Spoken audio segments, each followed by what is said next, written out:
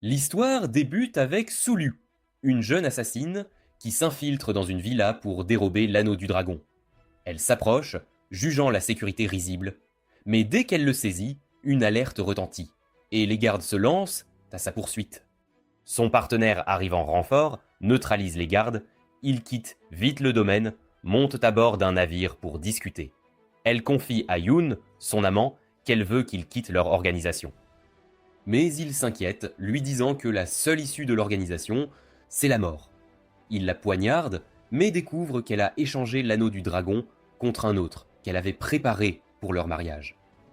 Elle s'empare de l'anneau du dragon et saute à l'océan, mais l'anneau s'active. Ailleurs, un homme combat des sangliers démoniaques avec ses éclairs. Il sent une perturbation spatio-temporelle et s'y dirige. Au manoir inférieur, une jeune fille est torturée par un groupe. Su se réincarne dans son corps. D'abord confuse, elle assimile vite les souvenirs de la jeune fille. Elle riposte, prenant rapidement le dessus sur ses agresseurs.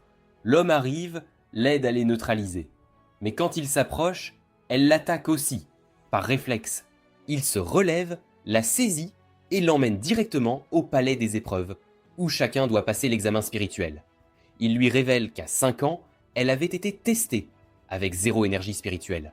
L'énergie spirituelle se divise en 5 éléments et 7 niveaux. Elle n'a aucune affinité avec le vent, l'eau ou la foudre, mais son grade spirituel pour le bois et le feu est le plus élevé. Le célèbre anneau du dragon est aussi découvert en elle à la fin du test. C'est un objet légendaire, datant de l'époque où la déesse spatio-temporelle et le grand empereur Ninian combattaient les êtres spirituels. Et à la mort de l'empereur, la déesse scella son âme dans l'anneau. Des monstres corbeaux surgissent, la sentant. L'homme envoie vite Su sur son cheval, s'occupant des créatures. De retour au manoir, Loulou, sa servante, est folle de joie de la revoir. Su découvre qu'elle est en fait la princesse héritière, elle boit du thé, mais c'est imbuvable, car depuis que son énergie spirituelle fut mesurée à 0, elle est traitée comme une moins que rien. Surtout par sa sœur Shuxi, qui veut lui ravir sa place de princesse héritière. À la surprise de Su, la petite fille révèle l'identité du jeune homme, le prince Jin Wang, le cultivateur d'éléments foudre numéro 1 mondial. Pendant ce temps, au palais du prince héritier, il profite de la compagnie de belles femmes. Mais soudain, l'une d'elles parle d'une voix d'homme. La femme se transforme en une figure mystérieuse et les deux complotent contre Jin Wang. Il rapporte la visite de Jin au palais des épreuves, notant qu'il était accompagné de Su. Le prince héritier visite le manoir inférieur et Su est amené devant lui. Shuxi apparaît et accuse Su d'être jalouse de sa beauté et d'avoir tenté de l'empoisonner. Shuxi a aussi arrangé que le commandant de la caserne montre une fausse prime qu'il prétendait émise par Su. Pendant qu'ils se disputent, le prince est attaqué par un inconnu qui se révèle être monsieur Beishengling, maître du palais Beishen et président des casernes. Il révèle que le commandant a accepté un pot de vin. Ling connaît bien le prince héritier et Su se demande si le prince est de la jaquette. Le père de Su la réprimande pour son comportement devant le prince et la fait détenir. Su se réveille au cachot, découvrant Loulou en larmes devant la cellule. Loulou tente de crocheter la serrure, mais Shuxi apparaît. Elle et ses servantes commencent à tabasser la petite Loulou. Shuxi tente de fouetter Su, mais Su s'en empare, la tire et la menace. Leur père apparaît et l'attaque, ne la voyant que comme un déchet. La prison tremble et le prince Jinwang arrive, défonçant le toit. Voyant Su dans cet état, il entre dans une colère noire. Le père de Su change soudainement de camp et commence à critiquer Shuxi pour avoir comploté contre Su.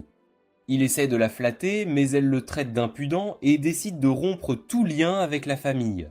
Su est emmené au palais du prince Jinwang, où Jin tente de sentir l'anneau du dragon en elle. Il explique que l'anneau du dragon détient le pouvoir spatio-temporel, mais qu'il supprime ses éléments, feu et bois.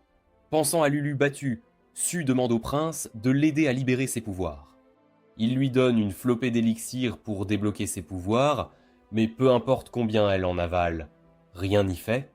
Quand ça échoue, il consulte des manuscrits, en remarque un en langue des dieux anciens, mais en le lisant, une entité sombre en émerge et le frappe. Il se réveille, sa main est dévorée, mais il s'électrocute pour contenir ça. Su va le chercher, le trouve inconscient au sol. Elle tente de l'aider, mais les yeux du prince virent au rouge et il la saisit soudainement par le cou. Avec un morceau de verre, Su blesse le prince et parvient à se libérer, puis il s'évanouit. Une entité céleste, sous les traits d'une charmante dame, arrive et prend soin de sa santé. Plus tard, Loulou lui dit que la figure céleste est Liao, la maîtresse du palais Yaoki. Le prince Jinwang apparaît devant elle, s'excuse de l'avoir blessée. Su lui demande s'il a trouvé comment débloquer ses pouvoirs, et il lui répond qu'il leur faut l'eau du ciel spirituel, mais qu'elle ne se trouve qu'au palais du prince héritier. Leur seule option est donc de la voler, ce que Su est sûr de pouvoir faire. Plus tard cette nuit-là, ils s'introduisent dans le palais du prince héritier. Dans la salle au trésor, ils tombent dans une illusion qui les mène à une armurerie secrète, où sont stockées des armes de tout calibre. Jin Wang évalue la situation et note que leur but est d'atteindre la porte suivante. Elle est gardée par des nuages d'orage, alors il utilise sa propre foudre pour détourner leurs attaques. Su fonce vers la porte mais ressent une étrange sensation, comme si une lame l'appelait. Distraite, elle se précipite vers la lame. Les nuages reviennent et la frappe d'éclairs.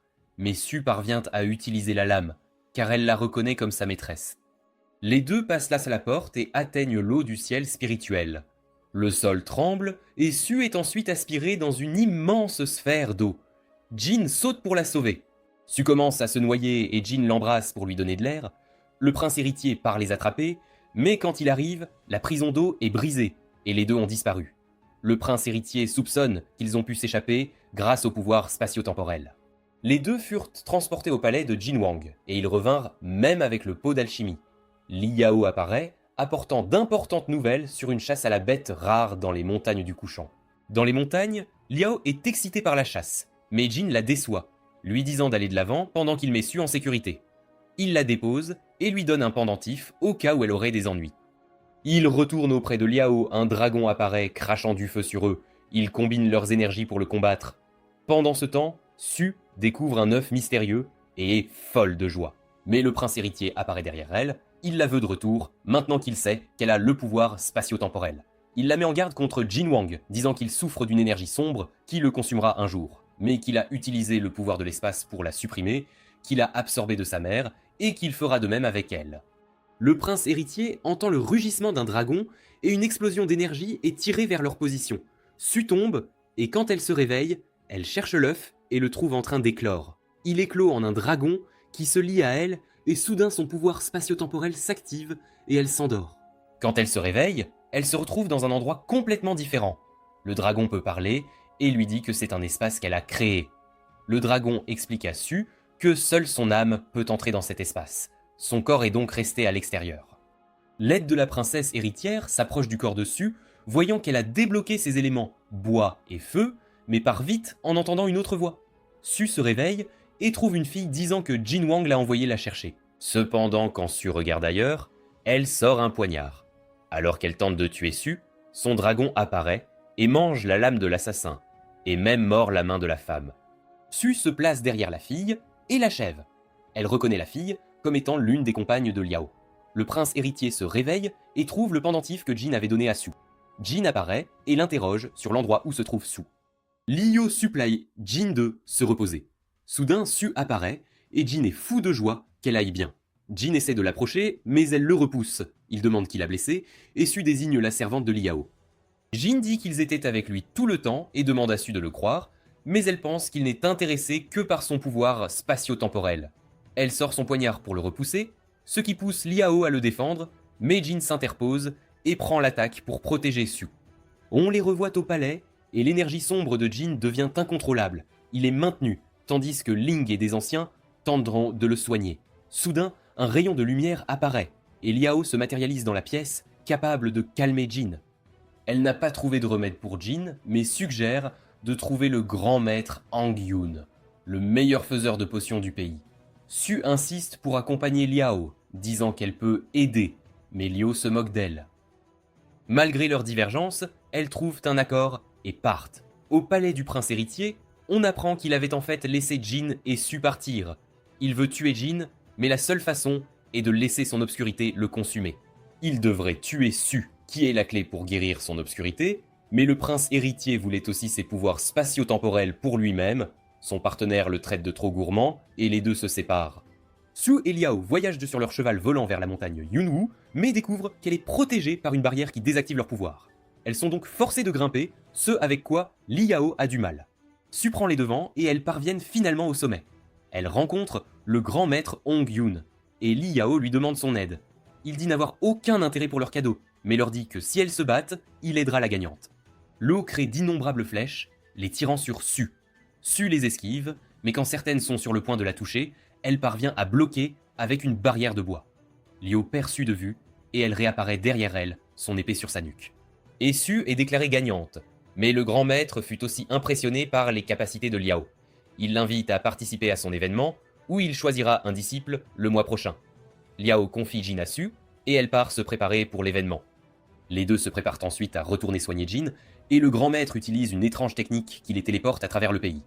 Su est choqué de la façon dont ils sont revenus au palais, et le maître révèle qu'il a utilisé la magie spatiale. Il dit aux autres que, pour soigner Jin, il a besoin d'une grande quantité de cristaux de haute qualité pour faire un élixir. Ling est choqué par le nombre de cristaux nécessaires, et il rassemble immédiatement tous ceux qu'ils ont, mais constate qu'ils n'en ont pas assez. Ling explique à Su que les cristaux ont des grades différents selon leur couleur, et qu'on les trouve en ouvrant des pierres, donc c'est une question de chance d'obtenir les cristaux de haute qualité. Le dragon de Su, Meng, apparaît, salivant, à l'idée de manger les cristaux. Il s'avère que Meng est capable de sentir le grade du cristal sans même l'ouvrir. Su a une idée et se dirige vers le marché. Meng se transforme en chien. Ils vont au marché des pierres à deviner, et Meng choisit toutes les pierres précieuses.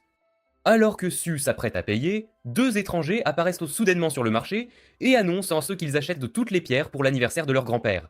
Ils sont identifiés comme Hao et Di, les jeunes maîtres de la maison Luoyao. Su essaye de les ignorer, s'éloignant, mais les deux tentant de lui arracher son sac, ils finissent voilà par renverser toutes les pierres par terre, les mélangeant. Incapable de savoir à qui appartiennent quelles pierres, Su propose un pari. Chacun en choisit 3, et celui qui choisit les meilleurs garde tout. Les frères et sœurs choisissent en premier, mais quand Hao prend une bonne pierre, Meng fait vite pipi dessus pour l'empêcher de la choisir. Quand ils ouvrent les pierres, les frères et sœurs ont 2 cristaux, tandis que Su en a 3, elle remporte donc toutes les pierres. La sœur de Su, Shuxi, apparaît et tente de convaincre les frères et sœurs de s'allier à elle pour s'occuper de Su. Mais ils ne sont pas intéressés. Shuxi est ensuite approché par l'ex-partenaire du prince héritier, qui prétend vouloir être son allié pour s'occuper de Su. De retour au palais, Ling est choqué par le nombre de cristaux que Su a pu obtenir. Su et Ling attendent dehors, et Hong Yin termine le traitement de Jin. Jin est en bien meilleur état, Su lui dit une fois de plus qu'elle a remboursé sa dette et essaie de partir, mais il lui dit de rester à ses côtés. Mais Su hésite, car quand son énergie sombre devient incontrôlable, il essaiera de dévorer son pouvoir à nouveau. Cependant, le grand maître lui dit que si elle devient assez forte, Jin ne pourra pas dévorer son pouvoir, mais qu'elle pourra le guérir. Le grand maître lui dit que si elle apprend à fabriquer un élixir à temps, il la laissera participer à son événement de sélection de disciples. Quelques jours plus tard, Su et Jin voyagent ensemble à travers l'océan, et ils arrivent bientôt sur une île qui surgit de la mer. Elle contient d'innombrables livres de cultivation secrets, très recherchés. D'autres navires arrivent, et ils sont bientôt rejoints par d'autres personnes, dont Ling, les frères et sœurs, et Li Yao. Une fois entrés, d'innombrables portes sont révélées, mais une seule mène au trésor. Tous choisissent des portes différentes à essayer, et Meng sort des vêtements dessous et saute sur Liu. Liu s'agace et part choisir une autre porte. Mais Meng ouvre la porte, sentant le trésor. Un énorme squelette de poisson émerge du sol et se transforme bientôt en une entrée. Et il semble que ce soit la salle au trésor. Après que Su ait fini de choisir ses livres, ils sont tous transportés de nouveau dans le couloir. L'eau est dévastée que Su ait trouvé la salle au trésor depuis sa porte d'origine, et son frère Tian jure de l'aider à se venger. Il y a un tremblement de terre, et tout le monde est séparé. Su est transporté à l'extérieur, et est soudainement attaqué par la glace. Tian, le frère de Liao, a l'intention de la tuer et de reprendre les livres pour sa sœur. Le pied de Su se coince, et elle est piégée dans un cercueil de glace. Il y a une explosion, et le cercueil de glace s'envole dans l'océan. Quand Su se réveille, elle se retrouve sur Terre, bien qu'encore piégée dans la glace. Jin la trouve et lui dit de sortir avec lui pendant 3 mois. Et Su accepte à contre-cœur. Jin utilise sa foudre pour faire fondre la glace. Il parvient à libérer Su, mais finit par tomber inconscient. Su comprend qu'il était déjà blessé, mais qu'il a tout de même fait de son mieux pour l'aider. Su ramasse des herbes, mais est vite confronté par Tian. Su s'enfuit de lui alors qu'il l'attaque sans cesse. Su est finalement rattrapé, et ses mains sont liées, alors qu'ils vont chercher Jin. En chemin, elle lui dit qu'elle a besoin de faire pipi. Elle se cache derrière un rocher et invoque rapidement Meng. qui parvient facilement à mordre la corde. Après un moment, Tian remarque que Su s'est échappée. Tian crée un blizzard massif pour la débusquer, et alors qu'elle tente d'éviter ses attaques, elle tombe d'une falaise, atterrissant dans une étrange zone cramoisie. Tian la suit, mais découvre que sa magie de glace ne fonctionne pas dans la zone écarlate. Il y a une grotte, et Su s'enfonce plus profondément dans la zone. Une tablette de pierre apparaît, disant que la grotte de feu ne peut être scellée qu'en sacrifiant la moitié de sa cultivation. Tian ne se soucie pas de la pénalité et scelle la grotte. Bientôt, Jin arrive, remis de sa blessure. Jin est furieux et l'assomme. À l'intérieur de la grotte, Su s'évanouit de la chaleur et Meng essaie de l'aider. Il sort son pot d'alchimie et la met à l'intérieur. Su rêve d'aider Jin et commence à cueillir des herbes inconsciemment. Jin sacrifie sa cultivation et rouvre la grotte. Il trouve Su inconsciente sur le sol. Elle se réveille et est heureuse de le voir. Quand elle ouvre sa main, elle trouve 3 pilules. Jin lui dit que ce sont des pilules pour restaurer sa cultivation. Elle les avait faites inconsciemment en voulant l'aider à récupérer. Jin prend une des pilules et parvient à restaurer la cultivation qu'il a sacrifiée pour ouvrir la grotte. Su est heureuse qu'avec ces pilules, elle soit qualifiée pour l'événement du grand maître. Le jour de l'événement arrive et les frères et sœurs, Lia, prévoient de démasquer Su. Le prince héritier est l'hôte de l'événement et il annonce les règles. Chaque famille est autorisée à envoyer une personne pour soumettre un élixir qu'elle a créé. Si l'élixir est de qualité suffisante, le pot brillera et ils seront autorisés à participer à l'événement. Ling passe tranquillement avec son élixir et Shuxi passe aussi. Quand c'est le tour de Su, Liao l'interrompt. Elle jette ou toutes deux leurs élixirs et la foule est impressionnée par la lueur bleue de Liao. Cependant, l'élixir de Su est évalué avec une lueur violette, le plus haut niveau possible. Mais avant que Su ne se qualifie, Liao souligne que Shuxi est déjà en compétition et qu'il est contraire aux règles d'avoir 2 membres d'une même famille qui participent. Mais soudain, le plan des frères et sœurs pour démasquer Su est mis en œuvre. Eddie révèle que Su est en fait adoptée et n'a aucun droit de participer pour sa famille. Ce plan se retourne contre eux et Jin saute sur scène, affirmant que Su ne viole aucune règle. Le tour suivant commence et chaque participant dispose de 15 minutes et d'un coffre d'ingrédients aléatoires pour créer un élixir, et les 4 meilleurs passeront au tour suivant. Le grand maître juge le niveau et la qualité de chaque élixir. Su est en 5e position et manque le tour suivant. Cependant, Ling se retire et Su prend sa place. L'événement suivant est un match à mort sans règles. Su est opposé à Shuxi, et Shuxi prend rapidement le dessus en projetant son aura vers Su. Jin est perplexe de la force soudaine de Shuxi. Shuxi charge son pouvoir, tandis que Su combine ses éléments bois et feu pour créer un fouet. Cependant, ce n'est pas suffisant pour percer l'attaque de Shuxi. Shuxi commence à célébrer, mais Su sort son élixir et le mange. Cela lui donne une poussée de puissance, et Su active sa magie spatiale, détruisant la magie de Shuxi et purgeant son pouvoir sombre. Alors que Jin observe, il repère la silhouette louche qui aidait Shuxi et l'attire. Il se révèle être un membre du clan des assassins qui poursuit Jin depuis qu'il est enfant. Alors que Jin s'apprête à le démasquer, l'homme utilise une technique et parvient à s'échapper. L'événement final commence, ils sont transportés dans un labyrinthe souterrain, mais Liao reconnaît l'endroit. Ils sont dans les passages souterrains sous le palais de sa famille. Ils sont envoyés pour trouver une pierre de feu. Meng finit par trouver la pierre de feu, cachée dans le mur. Liao les trouve. Elle parvient à activer les pièges du labyrinthe, faisant tomber des rochers sur Su. Utilisant son écharpe, Liao vole la pierre de feu à Su et fait tomber un autre rocher sur eux. Su est confuse de l'avoir activé les pièges, mais Liao lui dit que le grand maître doit l'aider à gagner. Liao revient du labyrinthe et remet la pierre de feu au grand maître. Mais une femme les interrompt.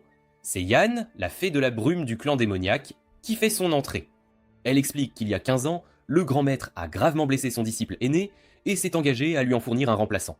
Liao est alors enlevé, et avec son départ, Su est choisi pour devenir la nouvelle disciple du grand maître. Le grand maître et Su arrivent au pic de Yunhua. Il lui décrit les lieux, mais Su n'a pas le droit d'entrer dans sa maison. Il lui remet un livre sur les herbes, lui ordonnant de le mémoriser entièrement. Pendant ce temps, Liao est prête à se soumettre et appelle Yan sa maîtresse. Mais Yan jette un sort sur son visage, affirmant que cette magie révélera sa véritable apparence. Liao, elle, reste complètement perplexe. Après un mois, Su a enfin mémorisé le livre. Le grand maître la met à l'épreuve et la pousse du haut de la falaise. Su se concentre et parvient à ouvrir un portail.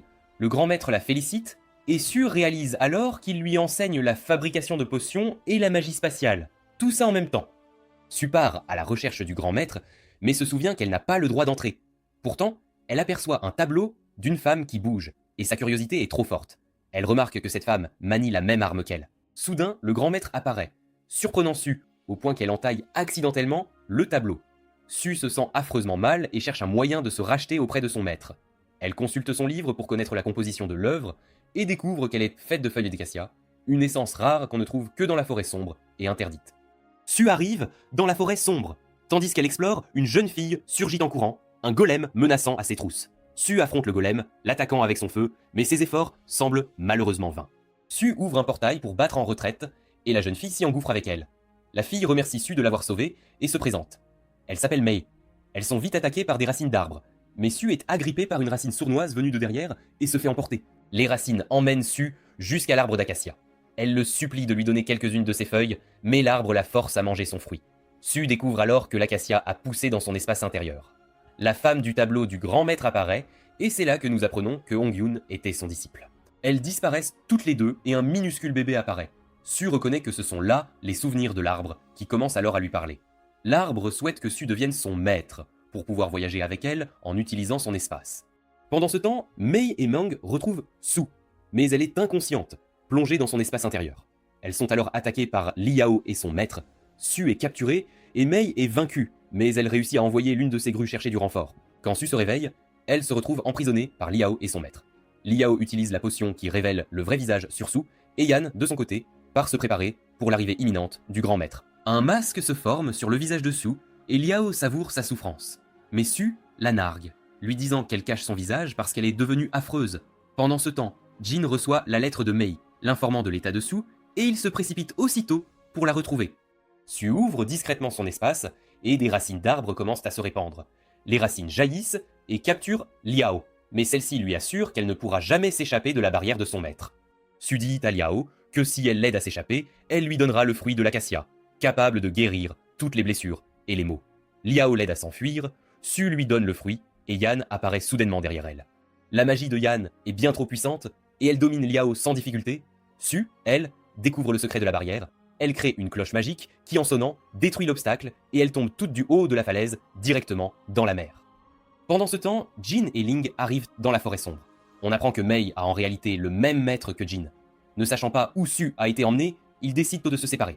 Jin arrive à la brume crépusculaire et découvre que le grand maître est lui aussi à la recherche de Su. Le grand maître dit à Jin de retrouver Su, mais l'avertit qu'elle pourrait ne plus être la même. Su dérive sur une épave et un navire passe par là. Elle est secourue et à son réveil, un homme entre dans la pièce. Elle est sous le choc, le reconnaissant comme Yeon, son amant qui l'a trahi. Il lui dit de ne pas avoir peur, mais Su recule, trébuche et tombe. Elle se regarde dans le miroir et constate que son visage a complètement changé. Yoon lui explique qu'il est bien la même personne de son passé, mais que c'est en réalité son monde d'origine.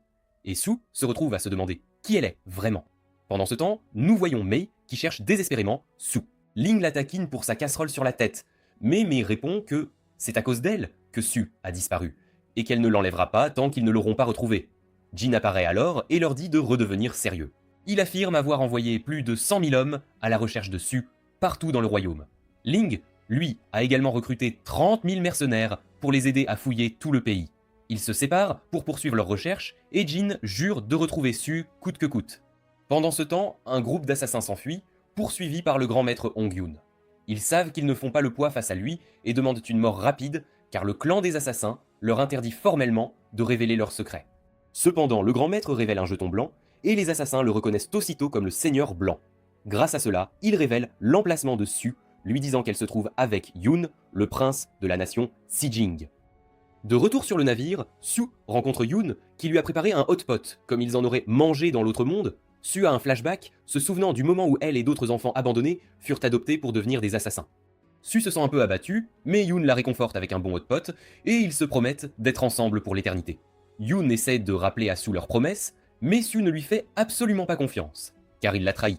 Yoon explique qu'elle est originaire de ce monde, et que lorsqu'il l'a poignardée, il a soigneusement évité ses points vitaux.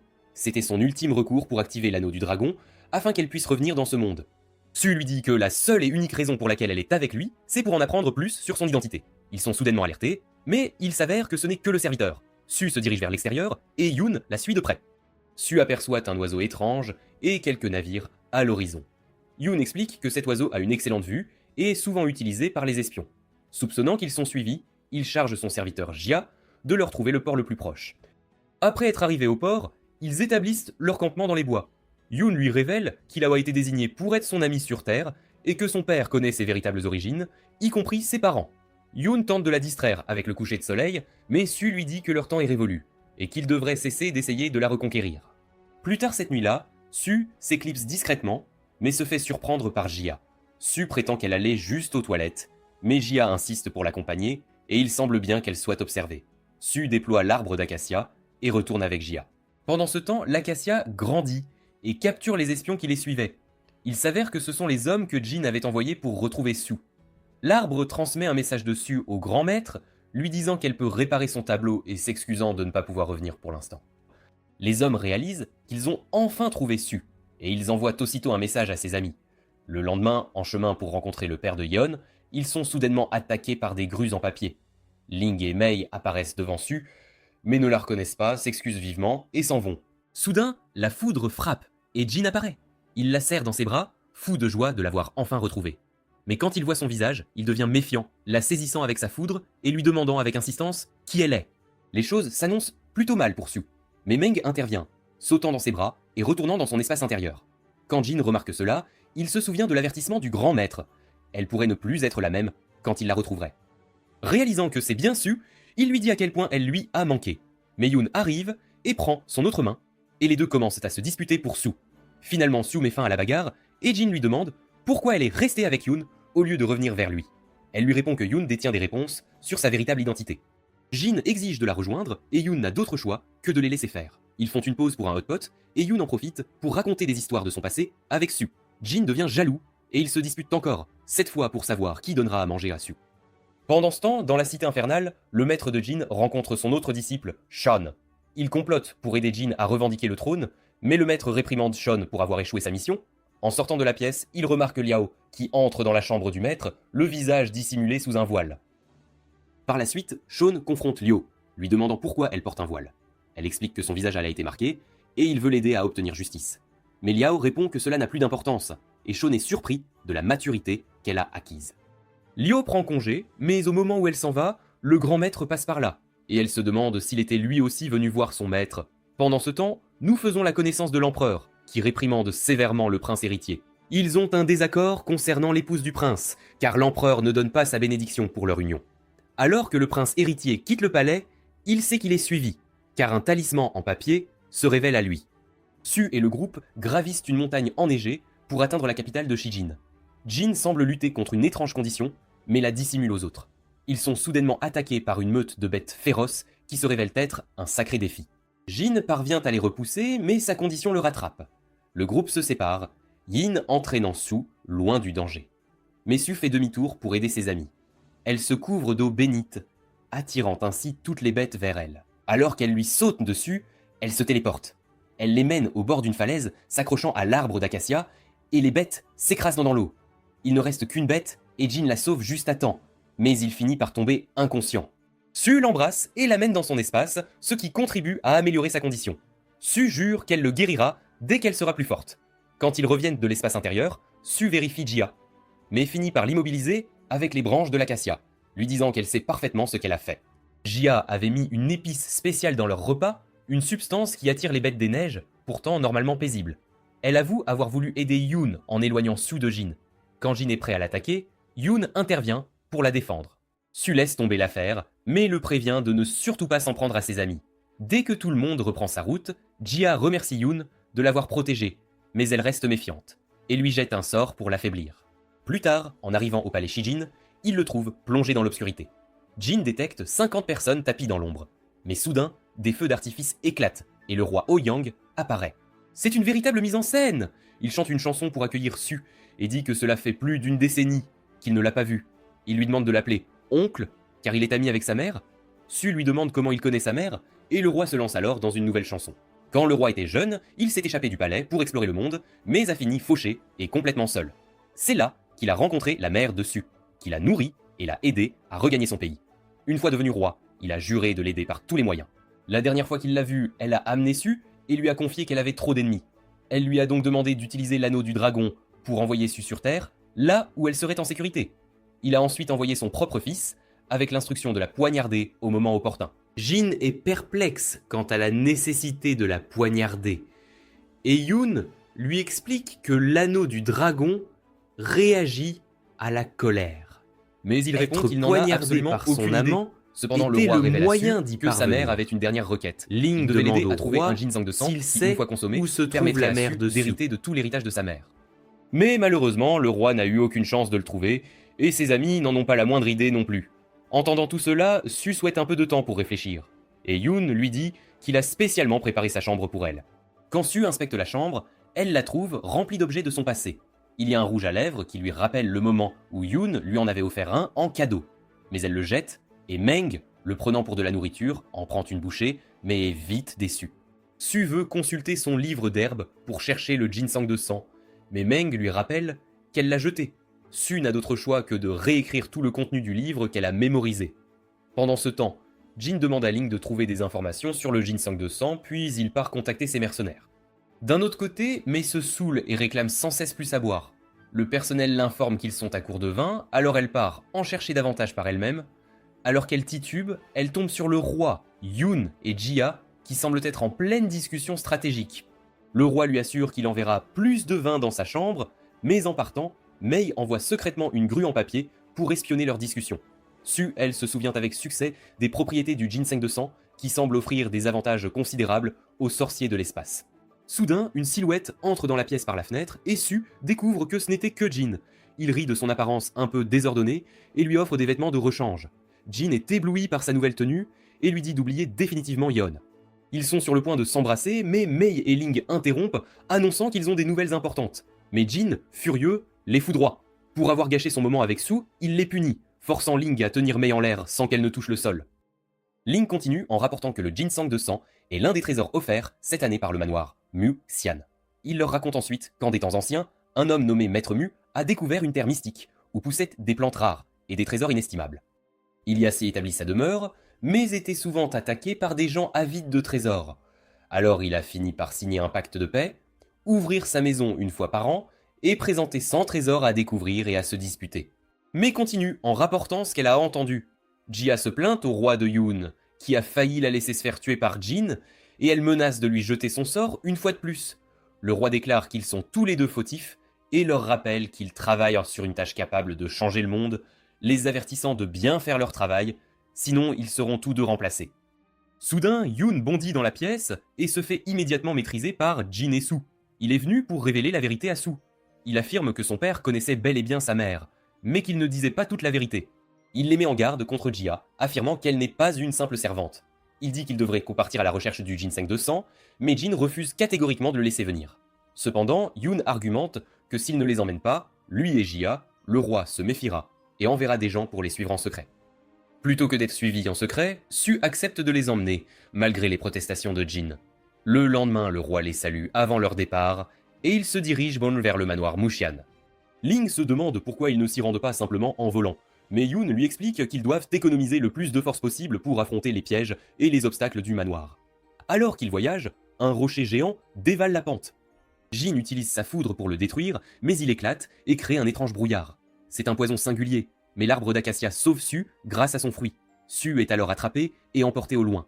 Elle retrouve Li Yao et se demande si elle travaille avec Yoon et Jia, mais Li Yao lui répond qu'elle est là pour demander un autre fruit d'acacia. Liu est prête à tout donner pour un autre de ses cicatrices, mais Su se souvient de sa tentative de meurtre, il en reste et la encore une. Elle donne le fruit pour guérir ses amis, et ils continuent leur chemin. Le groupe atteint l'entrée du manoir Musin, mais celle-ci semble malheureusement bloquée. Ling essaie de forcer le passage, mais en vain, ça ne fonctionne pas. Meng apparaît, flairant un trésor et entraîne Su à l'intérieur. Les autres constatent que les armes sont prohibées et ils suivent rapidement Su. À l'intérieur, Meng a également disparu, car sa capacité à trouver des trésors n'est pas autorisée ici. C'est le chaos le plus total dans le manoir, alors que les gens découvrent et se lancent à la poursuite des trésors. Les frères et sœurs, Liao, sont parmi ceux qui se battent pour les trésors. Soudain, un homme masqué apparaît, déclarant avoir obtenu le ginseng de sang, et s'enfuit à toute vitesse. Entendant cela, Jin ordonne au groupe de le poursuivre. Ils se lancent à sa suite, et Su utilise sa magie spatiale pour prendre de l'avance. Elle tente de l'attraper avec l'arbre d'acacia, mais il esquive et traverse l'eau à toute vitesse. Liao apparaît devant l'homme, lui offrant de le capturer en échange d'un fruit d'acacia, et Su arrive par derrière. Mais l'homme leur échappe, et Su se retrouve dans une situation plutôt délicate avec Liao. L'homme les mène à un champ cramoisi puis disparaît, alors que les autres enquêtent, ils sont eux aussi transportés ailleurs. Ils se retrouvent transportés dans une forêt mystérieuse. Jin et Su remarquent quelque chose d'étrange et réalisent qu'ils sont encerclés par des arbres aux yeux démoniaques. Ces yeux démoniaques les entourent et les attaquent, cherchant à drainer leur pouvoir spirituel. Le groupe les repousse sans difficulté, mais il semble qu'ils soient bien trop nombreux. Finalement, certains des yeux s'accrochent à Su et absorbent son pouvoir.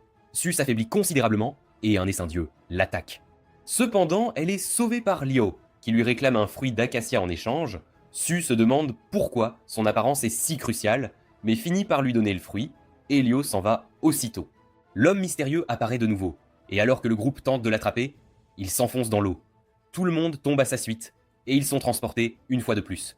Cette fois, ils arrivent devant un pont brumeux. Ils hésitent à traverser, mais Jia se porte volontaire pour passer en premier. Su envoie l'arbre d'acacia à sa suite, juste au cas où, et alors que Jia traverse le pont, une chaîne l'attrape soudainement. Bien que l'acacia l'ait agrippé, sa branche se brise. Le groupe traverse le pont et constate que Jia va bien. Ils se retrouvent dans la partie la plus intérieure du manoir, là où sont cachés les meilleurs trésors et où réside le propriétaire des lieux. En entrant, ils découvrent l'endroit rempli de trésors. Ils aperçoivent à nouveau l'homme, mais en le suivant, ils ne trouvent qu'une impasse. Pendant ce temps, l'homme mystérieux se révèle être le prince héritier et il rejoint sa femme, Yue, la propriétaire du manoir.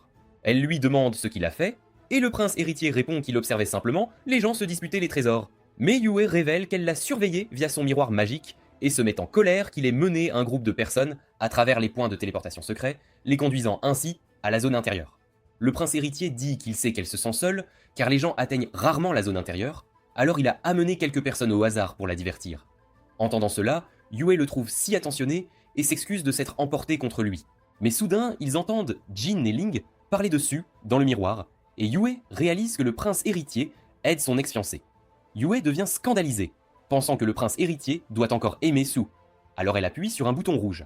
La pièce commence à trembler et le groupe est transporté, chacun se retrouvant emprisonné dans une barrière.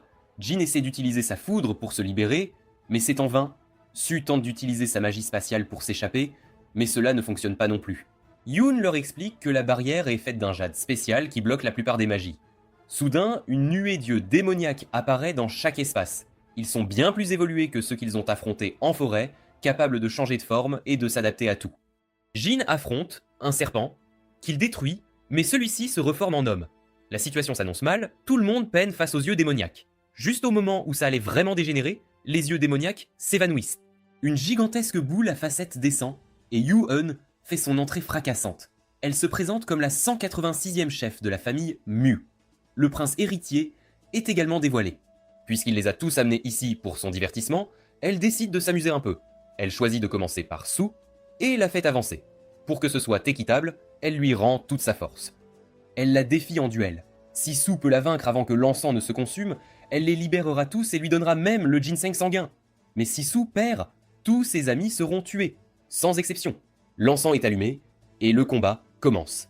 Su attaque d'abord avec son feu, mais Yue esquive, et il y a un éclair de lumière. Yue peut aussi utiliser le feu, et le renvoie directement sur Su. Su utilise sa magie spatiale, et attaque Yue par derrière, mais un autre éclair jaillit, et Yue peut aussi manipuler l'espace. Yue se téléporte autour de Su, la narguant, puis la projette au sol. Su se demande comment Yue peut utiliser la magie spatiale, et Yue révèle que sa boule à facettes a le pouvoir de copier toutes les attaques pour qu'elle puisse les utiliser. L'encens se consume, et le prince héritier panique. Il jette un œil à Jia, qu'il sait faire partie du clan des assassins, mais elle est impuissante. Yue remarque les étranges mouvements du prince héritier, et pense qu'il est en train de se faire séduire par Su. Yue entre dans une rage folle, et décide de tuer tous les amis de Su. Ils sont tout poignardés, et Su est dévasté. Yue fouette Su, qui rampe vers Jin. Ils partagent un instant, mais Yue interrompt tout, achève Jin, et continue de fouetter Su. Su tombe inconsciente, et entre dans son espace intérieur. L'arbre d'acacia lui dit alors qu'il y a un moyen de gagner. Su est démoralisé, mais l'arbre lui révèle que Liao a planté une graine du fruit qu'elle lui a donnée, donc il y a une branche supplémentaire à l'extérieur qu'ils peuvent utiliser comme arme secrète. L'arbre d'acacia jaillit du sol, et il a aussi trouvé le ginseng sanguin. Yue est choqué que le ginseng ait été découvert, et dehors, il semble que du sang commence à pleuvoir. Yue exige le ginseng, attaquant Su avec ses différents trésors, mais Su parvient à bloquer ou à éviter toutes les attaques. Toutes. Elle s'approche du ginseng sanguin, mais Yue révèle que Jin est toujours en vie, le prenant en otage. Le prince héritier lui dit de choisir le ginseng sanguin, et Jin lui dit qu'il lui fait confiance. Su choisit le ginseng sanguin, et Yue achève Jin. Su commence à préparer une concoction dans son chaudron d'alchimie. Pendant que Yue essaie de l'arrêter, nous apprenons que le ginseng sanguin donnera à un sorcier spatial le pouvoir de remonter le temps. Su descend dans son chaudron et en ressort ses pouvoirs éveillés. Elle remonte le temps de quelques instants et arrête Yue, la poignardant avec l'arbre d'acacia. Le sang de Yue flotte dans l'air, formant une épée qui pénètre l'esprit de Su. Après cela, Su voit le prince héritier s'éclipser et le confronte. Le prince affirme qu'il travaillait sous couverture pour l'aider. Il dit avoir collaboré avec le roi Ouyang, Yun et le clan des assassins. Ils lui ont dit de séduire Yue et de la convaincre de mettre le ginseng sanguin en jeu comme prix. Il jure n'avoir eu aucune mauvaise intention et Su disparaît soudainement.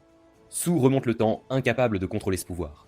Elle observe les événements de la veille, mais est incapable d'interagir avec qui que ce soit. Elle essaie d'attirer l'attention de Jin, mais elle est tirée par une force inconnue.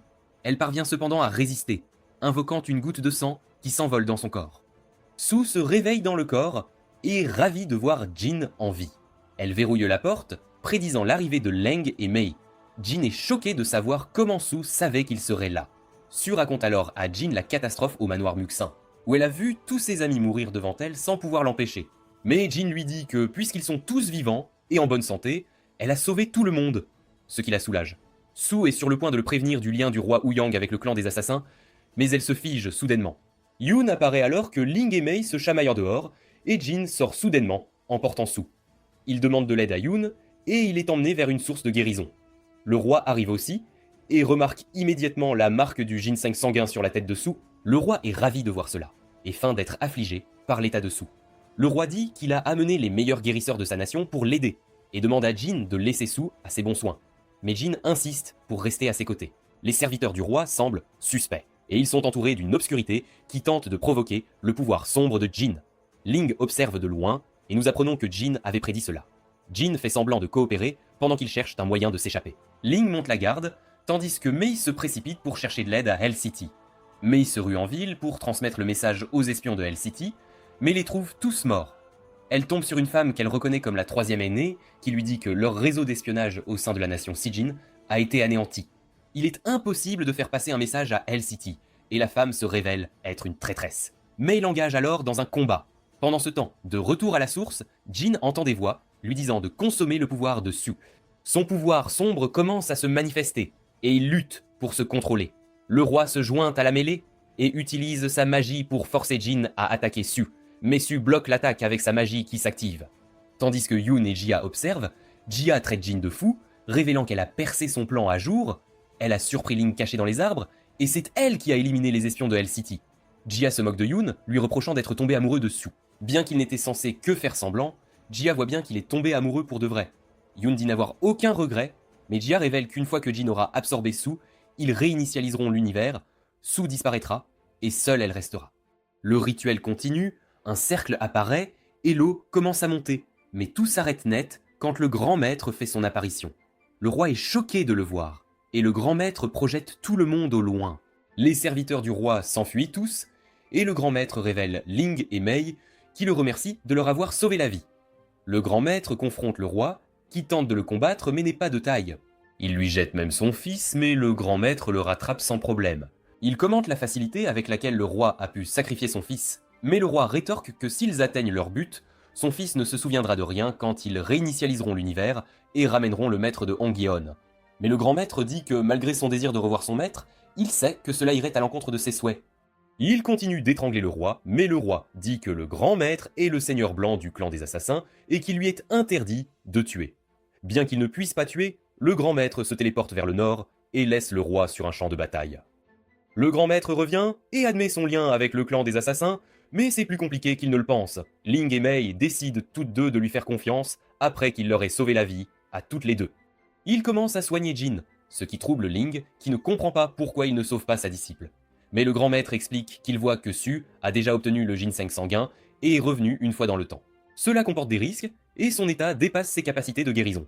Link demande ce que le roi voulait d'eux, et le grand maître explique qu'il voulait combiner le sang sombre de Jin et les pouvoirs spatiaux sanguins dessus pour créer un réseau spatio-temporel sombre, ce qui leur permettrait de contrôler le pouvoir d'inverser le temps et de changer l'histoire. Jin se réveille et dit qu'il fera tout pour sauver Su. Le grand maître dit que pour sauver Su, ils doivent retourner au manoir Mushin. Le lendemain, Liao attend dans les montagnes, mais le groupe passe en volant juste devant elle. Au manoir Muxian, le prince héritier attire les gens avec le ginseng sanguin, mais le groupe le dépasse à toute vitesse. Il est laissé avec les autres chasseurs de trésors et s'enfuit rapidement. Le groupe traverse rapidement tous les points de téléportation et atteint la zone intérieure. En arrivant, Mei remarque Yue qui semble avoir une apparence différente. Yue est surprise et laisse tomber sa nourriture, mais Mei la rattrape. Yue est reconnaissante, se présentant comme la chef de la famille Mu, et offre une récompense à Mei. Mei demande le ginseng sanguin et Yue accepte joyeusement. Elle sort le ginseng sanguin et le grand maître commence sa procédure avec Su. Le prince héritier revient également, mais il semble avoir ramené une foule avec lui. Ils sont tous émerveillés de voir le ginseng sanguin, voulant le prendre pour eux-mêmes, mais Jin et les autres les repoussent. Pendant qu'ils se battent, le ginseng sanguin fusionne avec le corps de Su grâce au sort du grand maître, et Su s'éveille, son pouvoir débordant. Tout le monde observe, choqué et émerveillé, alors que Su monte de niveau plusieurs fois grâce au ginseng sanguin, devenant instantanément une sorcière spatiale de niveau grand maître. Dans son espace intérieur, Ming et l'arbre d'acacia se développent également, et Ming évolue vers une nouvelle forme.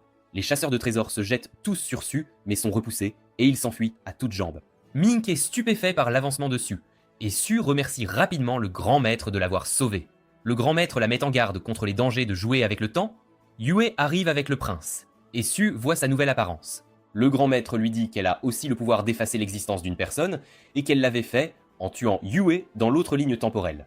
Su dit qu'elle n'avait pas le choix, car Yue avait tué ses amis. Mais le grand maître répond que, quelle que soit la raison, effacer quelqu'un est tabou, et c'est la raison pour laquelle elle a été punie. Il la prévient que la prochaine fois, il pourrait ne pas être en mesure de la sauver. Il la félicite ensuite d'avoir atteint le niveau de grand maître, un exploit qui aurait normalement pris 20 ans, et il dit qu'elle est maintenant prête à hériter de l'héritage de sa mère. Il révèle que sa mère est la femme de son tableau, et leur dit que le monde est composé de 3 royaumes, le royaume humain, le royaume des esprits et le royaume des dieux. La mère de Su était la déesse de l'espace, Yanua, et elle s'est retrouvée d'une manière ou d'une autre dans le royaume humain. Elle a exploré le monde et a fini par prendre 2 disciples, le grand maître et un homme nommé Han. Elle a ensuite fondé le clan des assassins pour établir un réseau d'information, afin de l'aider à trouver un bébé réincarné qui était censé apporter le désastre au monde. Elle leur a accordé à tous des pouvoirs, mais en échange, leur a interdit de prendre des vies humaines. Après 100 ans, ils n'avaient toujours pas trouvé le bébé, jusqu'au jour où Yuanhua a reçu un message qui a changé son plan. Elle a décidé d'utiliser plutôt le pouvoir de l'espace pour créer un monde entièrement nouveau et réécrire les lois de Dieu. Pour ce faire, elle a formé davantage de sorciers spatiaux, mais le royaume des esprits a remarqué son plan et a envoyé une armée pour l'arrêter. Cela s'est transformé en guerre, et la plupart des sorciers spatiaux ont été tués, et le clan des assassins a été affaibli. Il perd devant la guerre, mais Yanua était aussi enceinte. Elle a utilisé ses pouvoirs pour donner naissance et a divisé son pouvoir entre l'arbre d'acacia et le grand maître, leur disant de protéger sa fille afin qu'elle puisse perpétuer son héritage. Après cela, elle combat l'armée du royaume des esprits et le grand maître la rejoint, voulant se battre avec elle jusqu'à la fin. Mais il est repoussé, et son maître saisit l'occasion de l'éloigner. Après cela, elle fut capturée et emmenée au royaume des dieux. Le grand maître se rendit alors auprès de l'enfant de son maître, mais trouva Han la tenant dans ses bras. Il dit qu'ils n'auront jamais le pouvoir d'ascensionner au royaume des dieux pour sauver leur maître. Alors il prévoit plutôt d'utiliser son enfant, avec le ginseng sanguin et le sang sombre, pour remonter le temps et ramener leur maître. Han s'enfuit et les deux se battent pour l'enfant. Le grand maître lui détruit un œil et il laisse tomber l'enfant. Finalement, Han s'échappe et il est resté avec l'enfant. Il a utilisé l'anneau du dragon pour diviser son âme, envoyant la majeure partie sur Terre, mais laissant un morceau dans ce monde pour qu'elle puisse revenir. Le grand maître dit que Han a fini par prendre le contrôle du clan des assassins et s'est allié au roi Ouyang qui voulait aussi ramener leur maître. Il dit à Jin qu'il a s'était choisi enfant et que le clan des assassins lui a secrètement injecté de l'énergie sombre. Su se demande pourquoi sa mère voulait créer un nouveau monde et qui est son père, mais le grand maître ne sait pas. Il lui ordonne d'aller dans un lieu secret qui pourrait avoir les réponses précises à ses questions. Jin raccompagne le grand maître et se méfie de ses intentions. Il pense que tout se déroule selon le plan du grand maître, et qu'il a intentionnellement laissé Su tomber dans le piège du roi Ouyang pour qu'elle obtienne le ginseng sanguin, et que son plan de faire de Su une sorcière de niveau grand maître soit réalisé 20 ans plus tôt. Il se demande aussi comment Su pourrait créer un nouveau monde en tant que demi-déesse alors que même sa mère a échoué. Jin essaie de l'attaquer, mais il esquive. Le grand maître dit que tout était dans ses prédictions et qu'il a risqué que Su obtienne le ginseng sanguin car il aurait été plus dangereux de cultiver pendant 20 ans avec le clan des assassins à ses trousses. Quant à sa question sur la création du nouveau monde, le grand maître dit qu'il n'a pas besoin de savoir, et Jin est frustré par sa réponse. Jin retourne auprès de ses amis, mal en point, et dit à Su d'oublier son héritage, affirmant que le grand maître l'utilise. Mais Su insiste pour découvrir qui elle est, S, et ne peut pas simplement renoncer à l'héritage de sa mère. Jin est blessé qu'elle ne veuille pas lui faire confiance et s'envole. Les autres se dirigent vers les lieux secrets, et Mei essaie de remonter le moral de Su à propos du départ de Jin. Ils arrivent d'un dans une ville et s'arrêtent bêtes pour manger, mais Su ne peut penser qu'à Jin, et une silhouette louche les observe de l'extérieur. Su et Mei se saoulent, et ils finissent tous par tomber dans un puits, mais c'était un piège pour attirer leur harceleur. Ils l'encerclent, et elle se révèle être Liao. Elle demande à nouveau un autre fruit d'acacia, car dans cette ligne temporelle, elle a toujours une cicatrice. Su se souvient que c'est grâce à son aide qu'elle a pu vaincre Yue au manoir Muxin, alors elle dit à Liao de les rejoindre et promet de lui donner un autre fruit. Plus tard cette nuit-là, Yun les observe aussi, et Jia l'approche. Elle lui dit qu'ils doivent continuer leur plan. Yun dit que sans Jin, il les suivra dans les lieux secrets et trouvera une occasion de capturer Su. Jia lui dit que Jin a rendu visite au clan des assassins pour conclure un accord avec leur chef.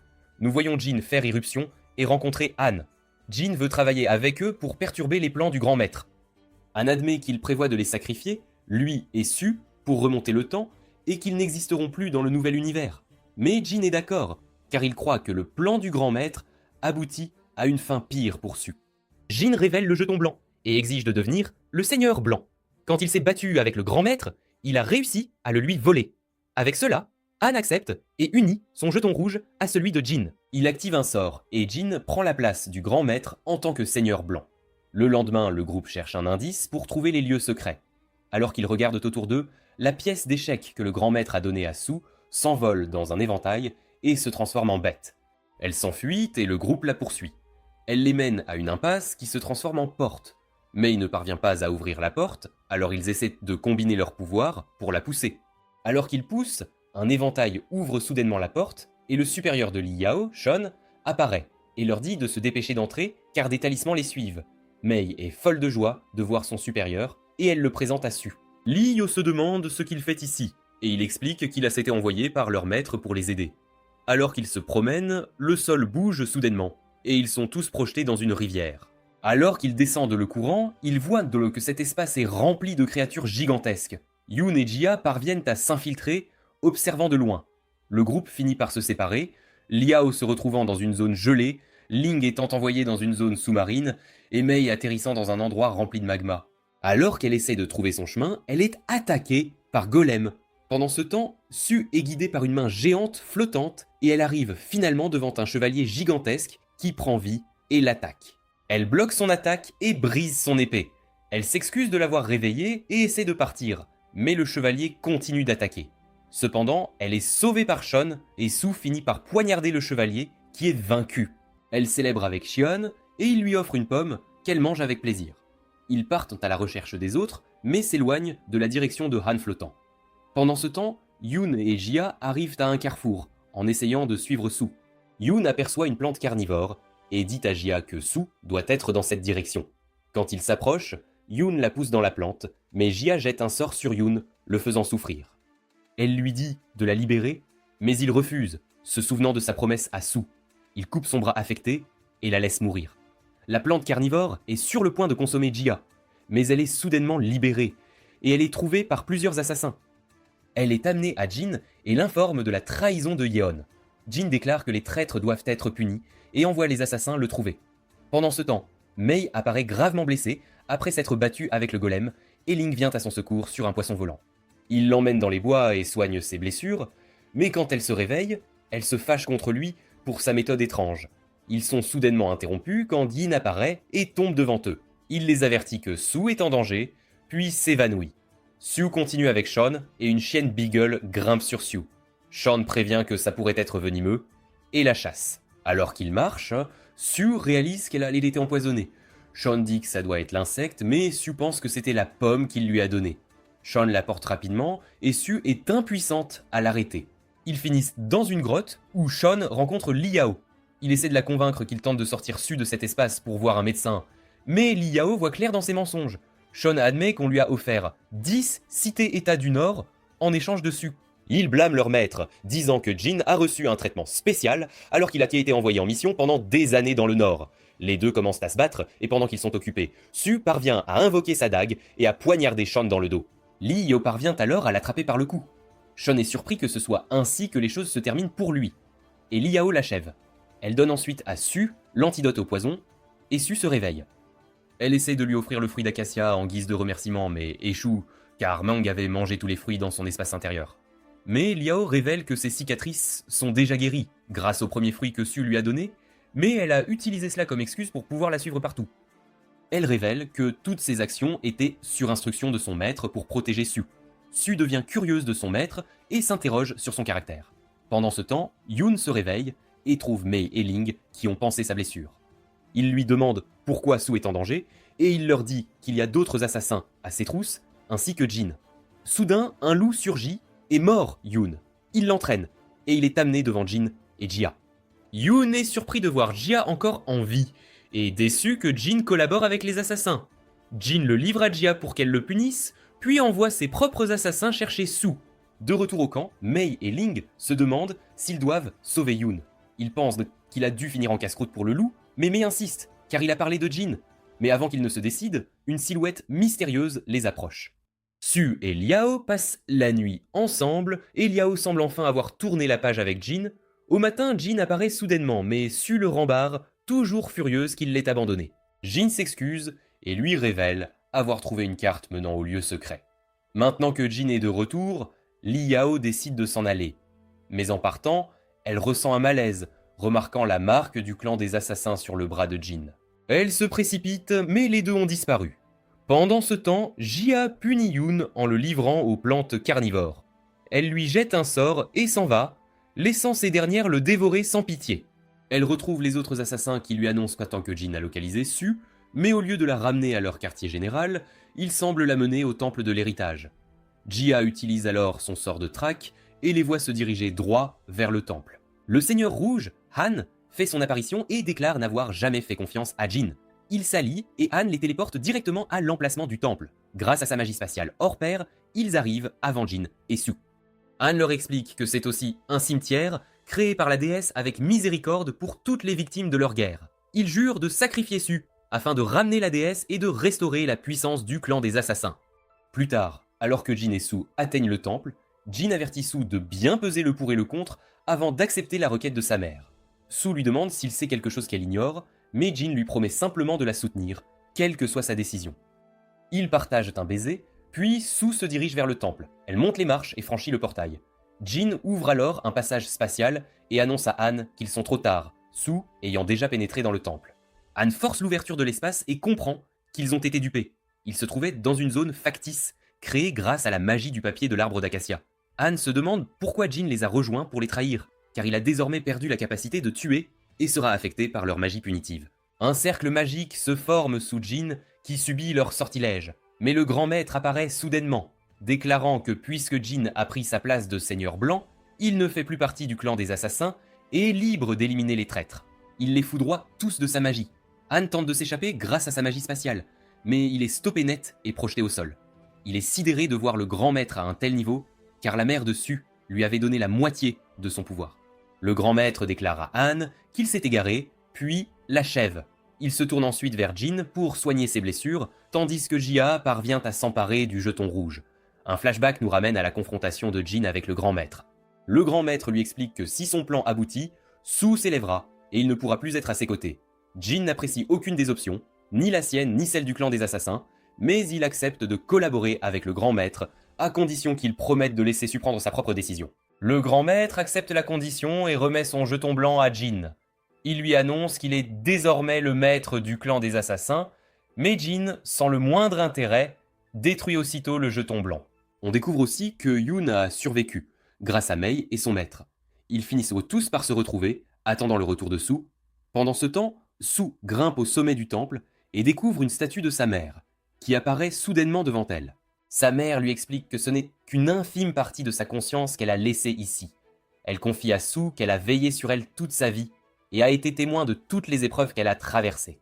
Elle poursuit en expliquant que le monde est composé de 3 royaumes, mais qu'il est en réalité possible pour quiconque d'atteindre le royaume divin avec suffisamment d'efforts.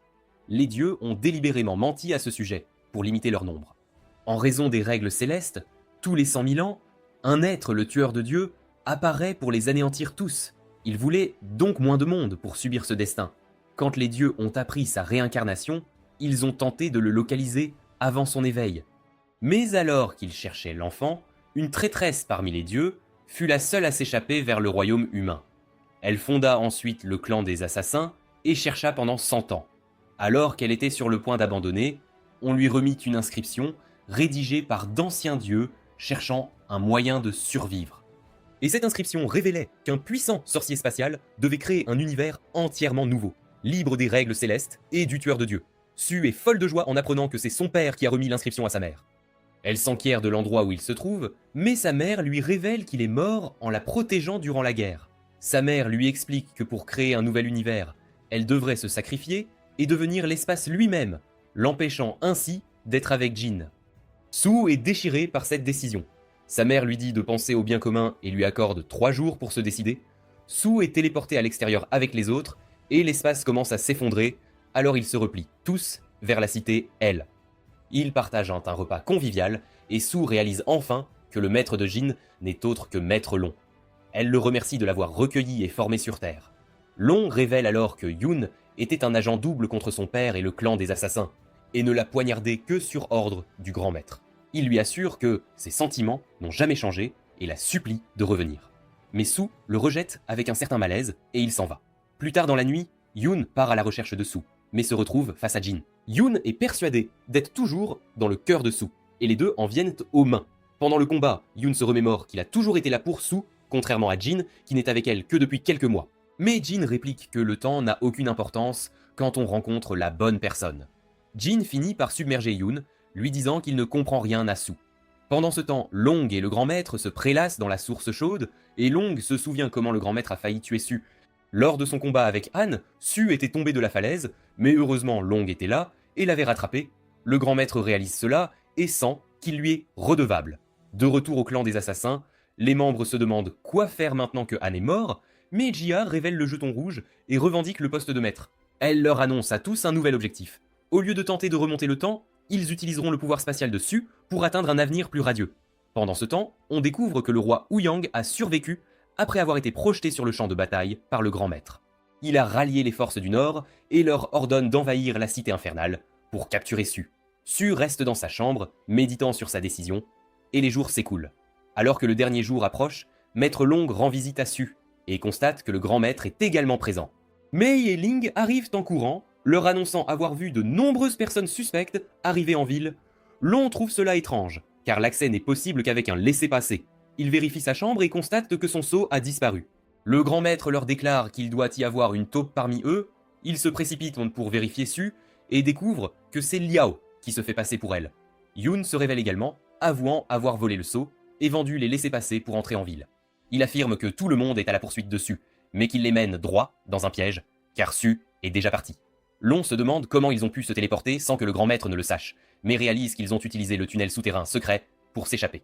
Long est furieux que tous ses disciples l'aient trahi, mais Mei lui explique que c'était la décision de Su. Flashback à la nuit où Jin et Yoon se sont battus, Su les a approchés et leur a exposé son plan. Elle s'excuse auprès de Yoon de ne pas pouvoir être à ses côtés, mais il reste déterminé à l'aider par tous les moyens. Jin et Su arrivent au moment des adieux. Su lui dit qu'elle l'aime, et Jin, en réponse, jette un sort sur la lave, faisant flotter des cœurs en fusion dans les airs. De retour à la cité infernale, Maître Long punit Mei pour sa trahison, et finit par les envoyer tous repousser les assaillants et nettoyer leur pagaille. Jia et les assassins arrivent, mais le grand maître les intercepte. Ils tentent d'utiliser leur magie punitive sur lui, mais cela ne fonctionne pas, car il ne fait plus partie du clan. Il décide de ne pas les tuer, ne voulant pas détruire l'œuvre de son maître, et les renvoie tous. La ville est devenue un véritable champ de bataille, et le roi Ouyang se retrouve face à Yoon. Le roi lui promet que, une fois le temps inversé, il l'aimera et le chérira dans la prochaine vie. Il attaque Yoon, mais finit par être vaincu. Yoon lui dit qu'il l'épargnera s'il le nomme roi. Ouyang lui remet le sceau royal, mais lui révèle que pour échapper au nord, il a conclu un pacte avec le chef, offrant la majeure partie de leurs terres. Yoon se déclare roi et ordonne la retraite de ses troupes. Maître Long affronte le chef des forces du nord, mais est étonnamment projeté au loin. Alors qu'ils sont sur le point de s'affronter, Jin revient soudainement pour prêter main forte à son maître. L'homme lui lance des disques rotatifs, mais la foudre de Jin pulvérise l'arme.